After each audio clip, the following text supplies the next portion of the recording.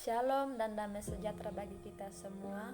Sebelum kita membaca dan merenungkan sebagian dari firman Tuhan, mari kita minta kekuatan, kita berdoa.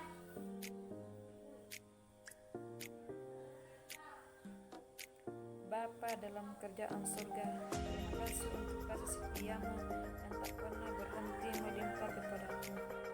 Ya Tuhan, sebentar hambamu ini akan membaca dan merenungkan sebagian dari firman-Mu sebagai tugas dan tanggung jawab yang sudah diberikan kepada dosen-dosen kami. Tuntun dan sertai hambamu ini, biar hambamu dapat mengerjakan sesuai seturut dengan kehendak-Mu. Inilah menjadi ungkapan syukur kami, dalam nama-Mu kami berdoa.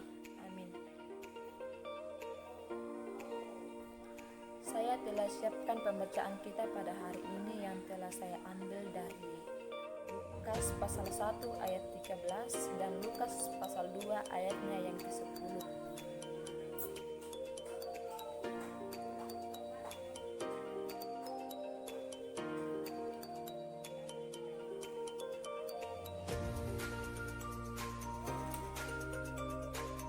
Lukas pasal 1 ayatnya yang ke-13 dan Lukas pasal 2 ayatnya yang ke-10. Theophilus yang mulia, banyak orang telah bersusah menyusun suatu berita tentang peristiwa-peristiwa yang telah terjadi di antara kita, seperti yang telah disampaikan kepada kita oleh mereka yang dari semula adalah saksi mata dan pelayanan firman. Karena itu, setelah aku menyelidiki segala peristiwa itu dengan seksama dan asal mulanya, aku mengambil keputusan untuk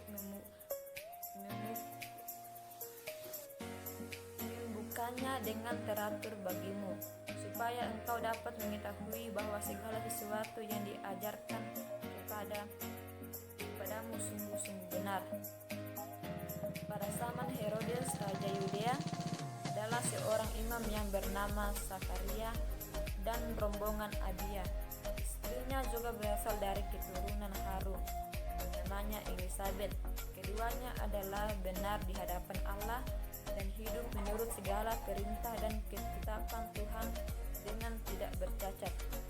Tetapi mereka tidak mempunyai anak sebab Elisabeth mandul dan keduanya telah lanjut umurnya. Pada suatu kali, waktu tiba giliran rombongannya, Zakaria melakukan tugas keimanan di hadapan Tuhan, sebab ketika diundi bagaimana lazimnya untuk menentukan imam yang bertugas, dialah yang ditunjukkan untuk masuk ke dalam bait suci dan membar ungkapan di situ. Sementara itu seluruh umat berkumpul di luar dan sembahyang. Waktu itu adalah waktu yang membakar ungkapan. Maka tampaklah kepada Zakaria seorang malaikat Tuhan berdiri di sebelah kanan mezbah pembakaran ungkapan. Melihat hal itu, ia terkejut dan menjadi takut. Tetapi malaikat itu berkata kepadanya, "Jangan takut, hai Zakaria, sebab dosamu telah dikabulkan dan Elisabeth istrimu akan melahirkan seorang anak laki-laki bagimu dan haruslah engkau menamai dia Yohanes." Lukas pasal 2 ayatnya yang ke-10.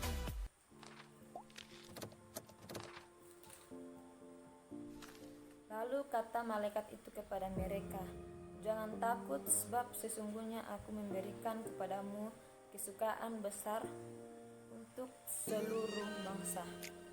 Amin.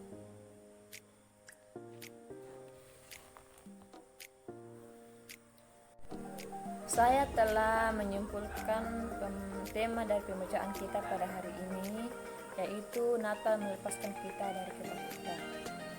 Natal melepaskan kita dari ketakutan. Ya, tentu kita semua pernah merasakan yang namanya ketakutan. Pasti pernah pendahulu. Ketakutan adalah permasalahan manusia yang pasti akan dialami oleh semua manusia yang ada dalam dunia ini. Selama manusia ada dalam dunia, maka pasti akan mengalami masalah ketakutan. Apapun tingkat golongannya, kaya, miskin, tua, muda, besar, kecil, pasti semuanya akan tetap merasakan yang namanya ketakutan.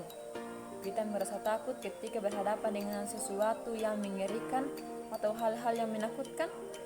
Ketakutan itu normal, tetapi terus tinggal di dalam ketakutan itulah yang tidak normal. Ya, ketakutan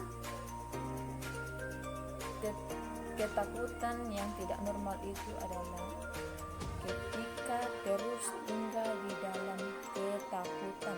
Itulah yang kita sebut sebagai ketakutan yang tidak normal ya.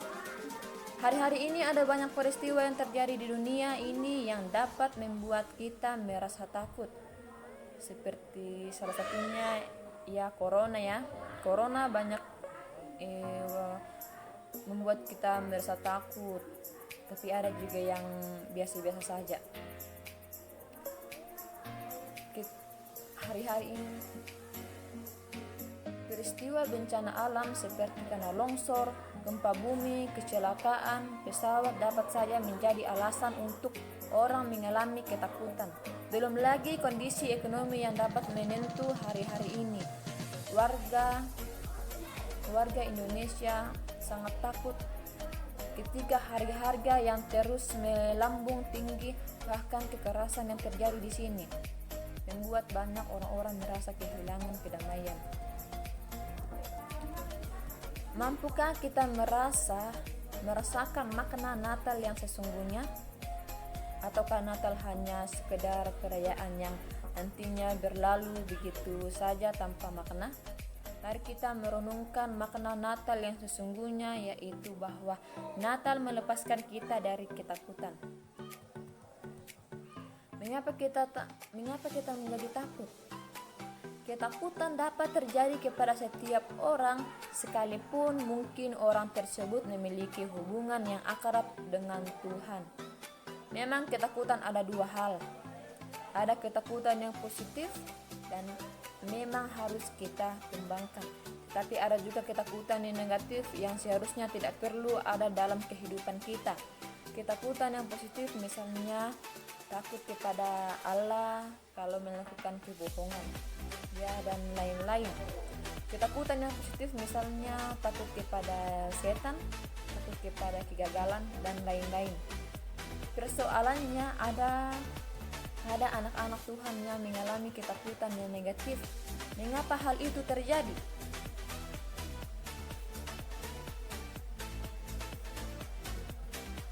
Kita buka dari Lukas 1 ayat 17 dan yang ayatnya yang ke-18. Kehilangan pengharapan dapat terjadi kepada siapa saja, bahkan hal ini terjadi dalam kehidupan Zakheus dan Elizabeth. Ternyata tidak semua orang yang mengenal dan tahu siapa yang menjadi pengharapan. Pertanyaannya, kita tahu kepada siapa kita berharap. Akan tetapi, apakah kita mengenal siapa yang menjadi sumber pengharapan kita? Kita buka lagi dari Lukas 1 ayatnya yang ke-34. Allah menciptakan manusia beda dengan yang lainnya, karena manusia memiliki otak dan pikiran. Namun seringkali dengan pikiran membuat kita mengecilkan kuasa Tuhan. Mari kita melihat kuasa Tuhan dengan pikirannya. Ayatnya yang ke-34. Memang secara manusia hal tersebut nyata dan tidak mungkin terjadi. Terambil dari ayatnya yang ke-18. Pikiran kita sangat mempengaruhi untuk mempercayai kuasa Allah. Kehilangan sukacita terambil dari Lukas 1 ayatnya yang ke-10 dan ayatnya yang ke-14. Kehilangan sukacita menimbulkan ketakutan dalam hidup manusia, Zakaria dan Elizabeth. Kehilangan sukacita karena tidak memiliki keturunan. Sukacita dapat lenyap karena beban. pergumulan dan kehidupan manusia, apakah sukacita kita ditentukan dengan keberadaan dari luar diri kita? Atau siapa yang menjadi sumber sukacita kita? Apa yang dilakukan Tuhan Yesus Kristus di Yerusalem kita? Ya, apa yang dilakukan Tuhan Yesus Kristus di Yerusalem kita? Untuk melepaskan kita dari ketakutan, Tuhan Yesus melakukan hal-hal sebagai berikut dalam kehidupan kita. Yang pertama, Yesus Kristus memberikan pengharapan yang baru. Lukas terambil dari Lukas 1 ayatnya yang ke-13. Yesus memberikan pengharapan yang baru dalam hidup kita. Pengharapan akan masa depan di dunia ini, pengharapan akan menyelesaikan segala persoalan yang kita alami. Bahkan yang lebih penting dari segala adalah bahwa Yesus Kristus memberikan pengharapan yang akan hidup kekal di dalam Yesus Kristus. Siapa yang tidak kenal dengan artis papan atas Agnes Monica? Agnes Monica pernah menyanyikan sebuah lagu yang berjudul Di Manakah Letak Surga Itu. Ada begitu banyak orang yang belum paham betul bahwa tidak ada jaminan tentang pengharapan saat penghakiman. Namun kelahiran Yesus Kristus menggenapkan pengharapan yang kekal dan abadi. Jika pengharapan kita di sorga, dia nyatakan melalui Yesus menyapa kita mesti takut untuk masalah-masalah yang tidak kekal. Dan yang kedua,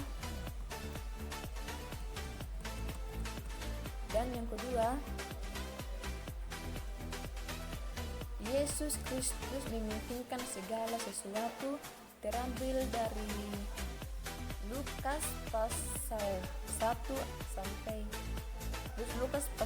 ayatnya yang ke-37. Pikiran manusia sangat terbatas untuk mampu memahami kemahakuasaan Tuhan. Namun seringkali justru manusia menggunakan pikirannya untuk melihat kuasa Tuhan dinyatakan ketika kita mengukur kemahakuasaan Tuhan dengan pikiran kita. Maka sama saja dengan kita mengecilkan kuasa Tuhan. Bagi Allah segala sesuatu mungkin. Apa yang menyebabkan kita mengalami ketakutan?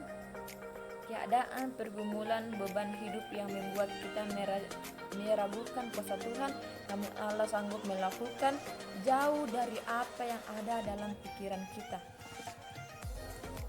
Dan yang ketiga, Yesus Kristus sumber segala sukacita kita, terambil dari Lukas pasal 2 ayatnya yang ke-10.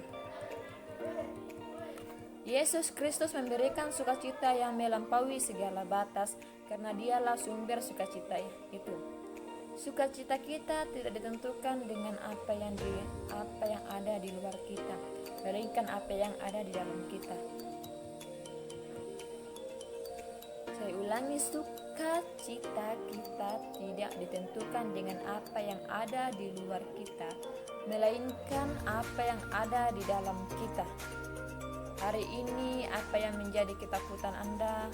Allah melalui kelahiran Yesus Kristus melenyapkan segala ketakutan kita. Ia memberikan pengharapan yang baru. Mungkinkah segala jawaban doa yang menurut manusia tidak mungkin? Dan ia memberikan sukacita penuh melebihi segalanya.